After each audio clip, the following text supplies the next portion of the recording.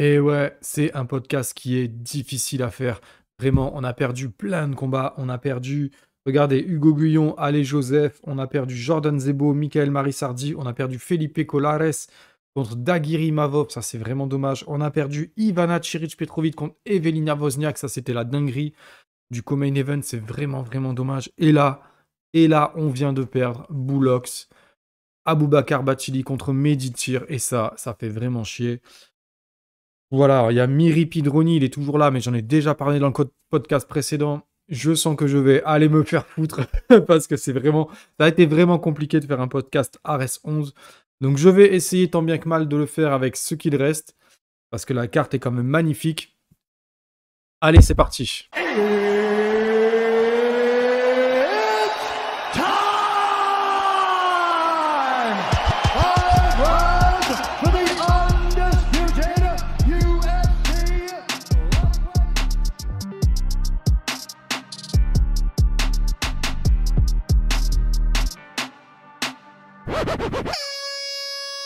Et salut tout le monde, c'est Nico, soyez les bienvenus dans MMA Club, ouais, MMA Club spécial Ares 11. Après une 10e édition de qualité, Ares revient déjà tamponné 2023 de la plus belle des manières. Assamiri, Hugo Guillon, Amin Ayoub, Baysangour Shamsumdinov, Alex Tekena, Jordan Zebo, le casseur de cage, Abdul Abdouragimov. Pincez-moi, c'est trop, ça fait trop de... Voilà, ça fait trop de petits combats sympas. Il y a eu beaucoup d'annulations, mais heureusement, le reste de la carte est très très lourd. Et vraiment, c'est dommage pour Ciric Wozniak. Ça, c'est dommage que ça tombe à l'eau. On est à peu près sur 11-12 combats. De mémoire, il y a 2 combats féminins. Puisqu'il y a Alex Tekena et Asia Miri qui combattent. Ouais, c'est ça, il devait y en avoir 3, mais du coup, il y en a 2.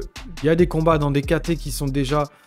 dites lourdes, puisqu'il n'y a pas de featherweight, il n'y a pas de bantam par exemple ce mois-ci, en masculin du moins. Par contre, je crois que pour Ares 12, le main event, du coup, c'est un bantam, puisque c'est la ceinture, c'est Demarque Peña. Donc c'est cool. Qu'est-ce qu'on a encore? Il y aura plein de combats, plein de gens qui m'intéressent. Kenzo Soares, Jordan Zebo, Baysangour, Faisal Hussein. Le problème, c'est que je connais pas trop leur adversaire. Faire un vrai paragraphe pour vraiment en parler. Donc même si tout ça, ça m'intéresse clairement, je me suis concentré sur d'autres combats. Même si moi, voilà, vous le savez, tout m'intéresse du premier au dernier combat. Tout m'intéresse. Donc Ares 11, c'est parti. Avant de commencer, vous le savez, je vous demande de vous abonner. Je vous demande de vous abonner. Comme le bon vieux, je sais plus comment il s'appelait là, cet homme politique. C'était... Balladur, je crois. Balladur, c'est lui qui disait « Je vous demande de vous arrêter ». Et ben moi, je vous demande de vous abonner et de consommer Others, la boisson post-workout protéinée. Voilà, j'y suis arrivé vegan. Voilà, c'est parfait. Il y a tout ce qu'il faut dedans, tous les nutriments, des BCAA aussi, de la spiruline, des vitamines. Vous avez 15% avec le code MMA Club 15. Attaché. Voilà, c'est écrit là. Allez, j'ai dit 2 fois Ares c'est parti, je le dis encore une dernière fois, Ares 11 c'est parti.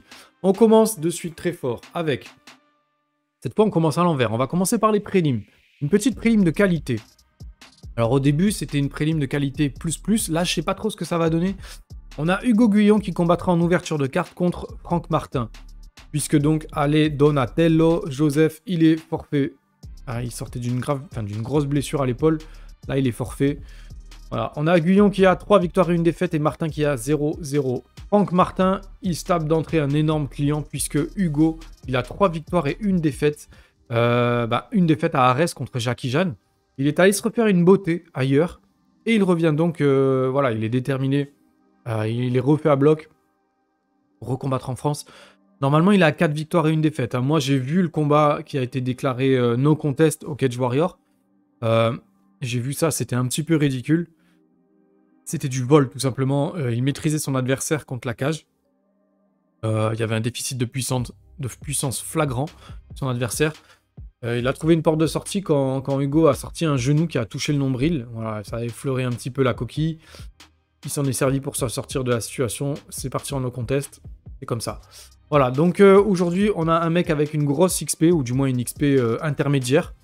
Une lutte qui est déjà d'un gros niveau, même si on a vu Jackie Chan qui a fait un beau renversement contre bah, c'était d'une manière surprenante du coup. Donc voilà, moi j'ai envie de voir ce combat pour voir s'il s'est repris, voir s'il confirme qu'il est dans les prospects solides 2023, comme on attendait de lui qu'il le soit en 2022. Là, il fera face à Martin, Franck Martin, que je ne connais pas du tout, qui cherche à ouvrir donc son compteur. Je le connais pas, vraiment. Je crois qu'il est au Boxing Squad à Nice, donc c'est pas loin de chez moi, mais je le connais pas pour autant. Je crois qu'il est coach sportif. Ça, franchement, ça va prendre avec des pincettes parce que pour le coup, honte à moi. Je ne connais pas son adversaire. Mais j'aime bien présenter les ouvertures de balles. Donc ne ratez pas l'ouverture de balles. Soyez là pour la première danse. Je pense que ça va être intense. Vous le savez, en plus avec Hugo, de toute façon c'est banger. Donc voilà, je pense peu importe les qualités de son adversaire, ça va être un premier combat très très intéressant avec un petit peu d'expérience d'un côté et la découverte de la cage de l'autre. Ben ensuite, j'avais prévu de vous présenter Mehdi Tir contre Aboubakar Bachili. Dégoûté, ce combat il tombe à l'eau. C'était pour moi c'était important parce que c'est un Mehdi Tir, il combat à Marseille. C'est un pote à Badr Medkouri avec qui je discute beaucoup, que j'aime bien, j'apprécie beaucoup, que j'ai interviewé récemment dans MMA Club. Donc pour moi, c'était aussi l'opportunité potentielle de pouvoir discuter avec lui bientôt et tout. Donc ça sera reporté. Aboubakar Bachili, il était déjà passé 2 fois dans MMA Club, c'est un gars que j'adore. Donc ça fait chier, voilà, ça fait chier pour tous les deux. J'imagine de reporter ou du moins de trouver une autre solution pour plus tard. Donc voilà, tant pis, hein, ce sera pour une prochaine fois. Voilà, j'avais l'info comme quoi le combat était annulé. J'ai attendu le bon moment pour la divulguer. Par contre, la raison pour laquelle le combat est annulé, c'est pas à moi de... Tout le monde m'a demandé, beaucoup de gens m'ont demandé en message privé. C'est pas à moi de parler des raisons pour lesquelles un combat il est annulé, sauf si on m'en donne l'autorisation. Voilà, donc on passe à Asia Miri contre Fabiola Pidoroni. Un combat que j'ai déjà présenté dans le précédent podcast. Donc voilà, je pourrais faire un copier-coller de ce que j'ai déjà dit. Je pourrais mettre la séquence, enregistrer la séquence par-dessus. Je vais rien rajouter de ce que j'ai dit. Il me semblait avoir dit que j'avais l'impression que c'était un move un peu dangereux. Pas précipité, mais dangereux pour Asia. C'est un move pertinent dans le sens où clairement tu t'affirmes, si tu gagnes, tu prends du galon, mais de ouf. Clairement, tu prends un galon de ouf. Ce que je trouve dangereux, c'était le gap physique qu'il y avait, la différence physique qu'il y avait entre les deux. Ça me donnait l'impression d'avoir une jeune femme, entre guillemets, contre une femme qui a déjà un corps athlétique qui a son prime. Voilà, c'est un peu l'impression que j'avais, et c'est un peu physiquement que j'avais un petit peu peur. Et en fait, ce qui s'est passé, et c'est pour ça que je fais pas un copier-coller avec ce que j'ai dit la dernière fois, ce qui s'est passé, c'est que quand j'ai vu le face-off, j'avais pas réalisé en amont à quel point, en fait, Asia, elle est grande, elle donnait une impression d'être...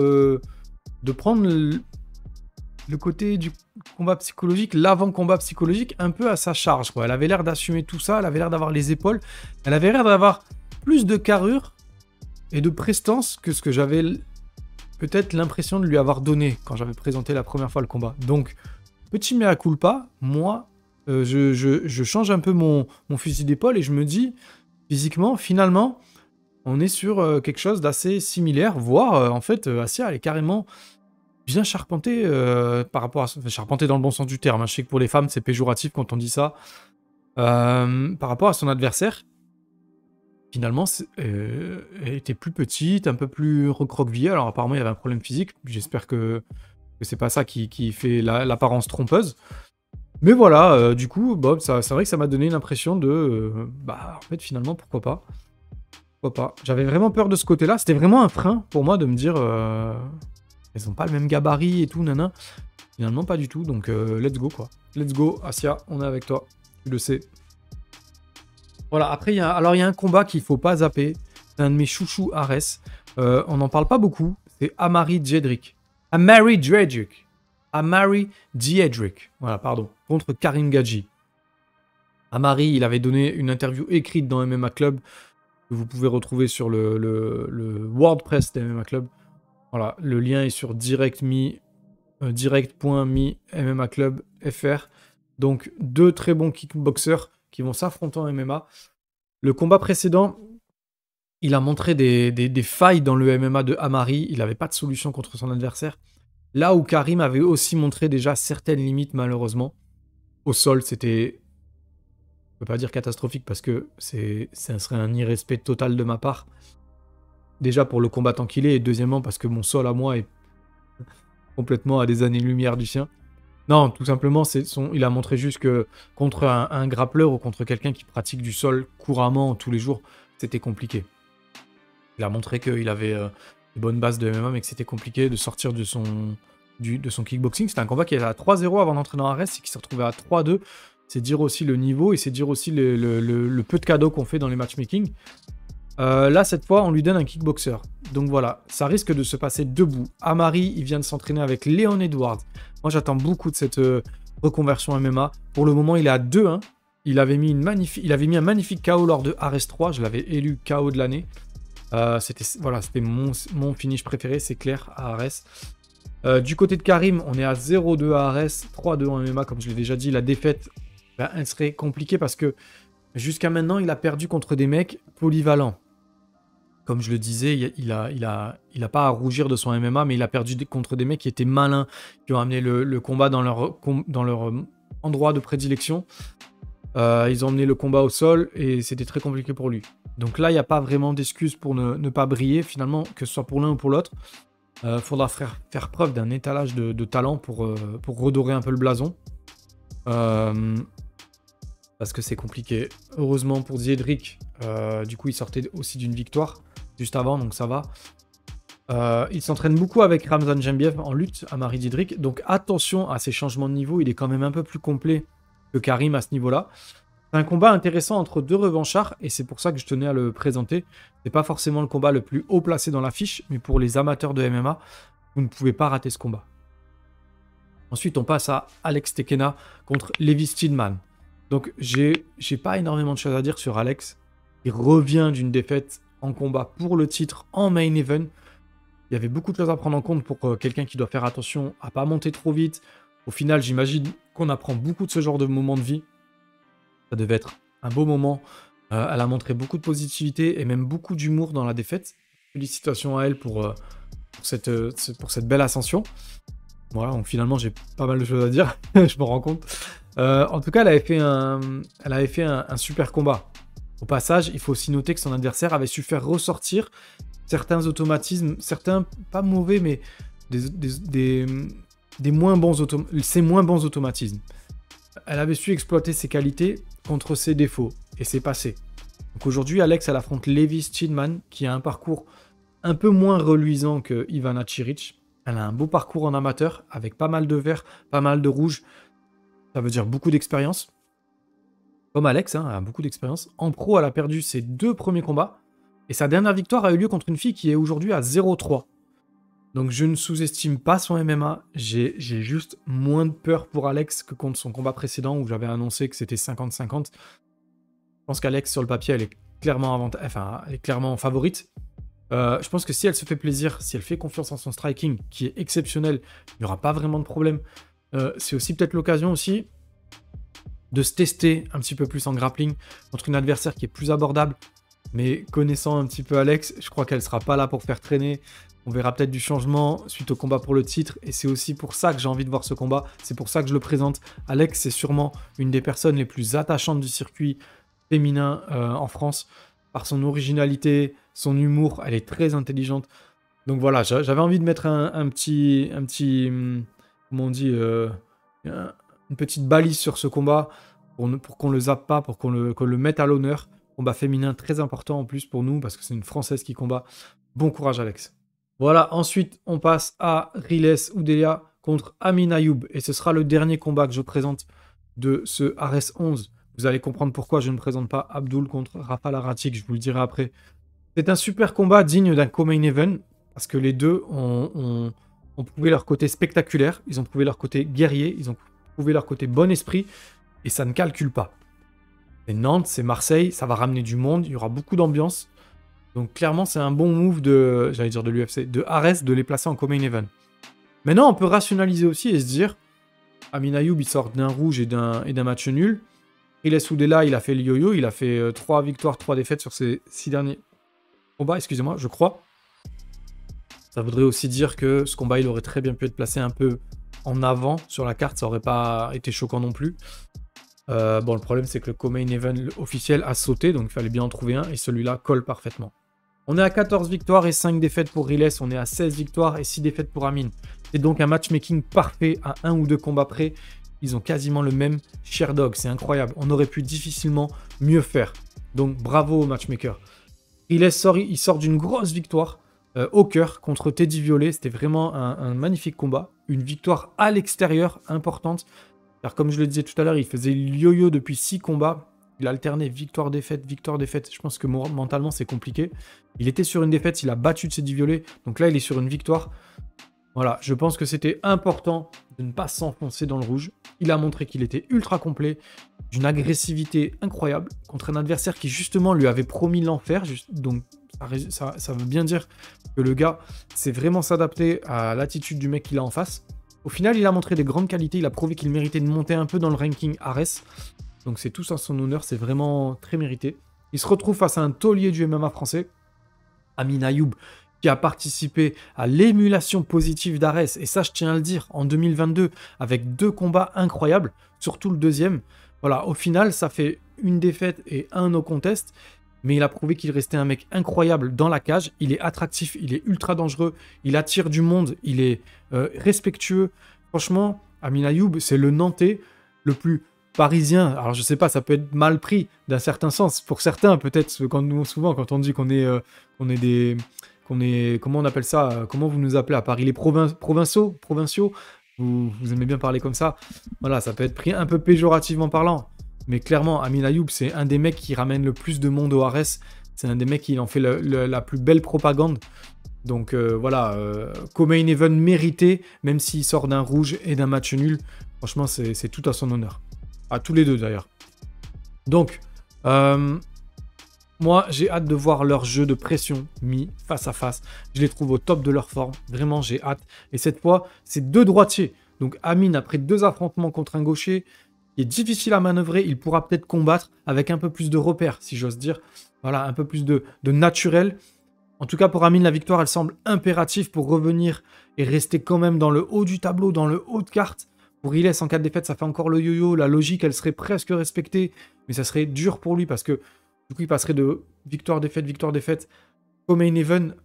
Et à mon avis, là, s'il perd ce combat, il redescendra quand même assez loin. Donc c'est un combat qui a beaucoup de sens à mes yeux d'être présenté, beaucoup de sens d'être zioté. Vraiment, il ne faut pas rater ce combat. C'est un combat très important pour tous les deux. Concernant Abdul contre Rafal Haratic, eh bien c'est simple.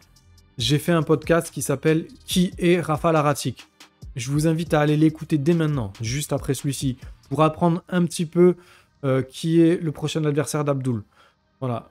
Sur Abdul, c'est vraiment... Qu'est-ce que vous voulez que je mette sur la table? À chaque fois qu'il combat, on parle de sa préparation, de son niveau de JJB, de son niveau de grappling, de son niveau de boxe. Il est au-dessus du lot, c'est le numéro 1 en France. Je crois qu'en fait, c'est comme s'il n'y avait plus rien à dire. Il plafonne. Il plafonne, il va chercher une deuxième ceinture. La seule interrogation, c'est de savoir par rapport au déficit de puissance, par rapport au changement de poids et tout. Mais franchement, Abdul, j'ai rien à dire. Je n'ai rien à dire. Donc c'est pour ça que je vous dis, si vous voulez en apprendre un peu plus, allez voir le podcast Qui est Rafal Haratic. Je donne énormément d'indications sur son adversaire. Il y a des vidéos, il y a des extraits, il y a des stats. Vraiment, je donne plein de choses. Donc si vous voulez en savoir plus sur le main event, allez voir ce podcast. En plus, vous allez me filer des vues. Pour moi, c'est parfait. C'est tout ce que je demande. Donc voilà, c'est tout ce que j'ai à dire là-dessus. Ce podcast est terminé. N'oubliez pas de vous abonner. Comme d'habitude, on est ensemble. Un petit abonnement, ça fait plaisir. On frôle les 600 abonnés là. Si on pouvait arriver à 650 d'ici fin février, ça serait sympa. 650, 700, ça serait vraiment cool. Voilà, aussi, n'oubliez pas de continuer à consommer Other, c'est cool. Ça fait toujours quelques euros dans la besace. Ça fait plaisir, on en a besoin. Voilà, on va essayer d'acheter un petit peu de matériel pour aller faire un petit insider. Donc un peu de soutien, ça fait plaisir. Sur ce, vous le savez, vous connaissez la tradition, vous connaissez l'adage. Je ne vous quitte jamais sans vous dire à bientôt. Je vous fais des gros bisous.